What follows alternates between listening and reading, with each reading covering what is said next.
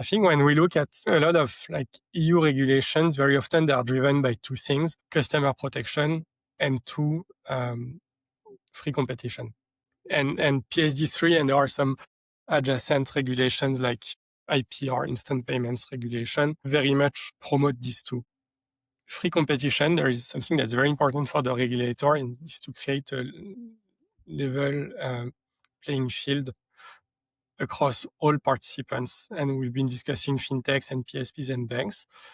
Up until PSD3, only banks could directly access the payment networks, the clearing houses. And if you are a fintech or a PSP, you had to go through a bank to access the clearing houses and send and receive payments, meaning you are not sitting at the exact same level as them in the value chain. You are relying on them, on their own compliance appetite, on their own systems, on their own pricing.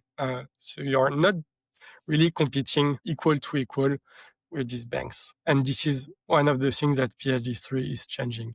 The second thing that PSD3 and IPR is changing is customer protection. With instant payment, we've seen a drastic increase in what we call push-to-pay fraud, and instant payments being instant, 10 seconds, and being irrevocable.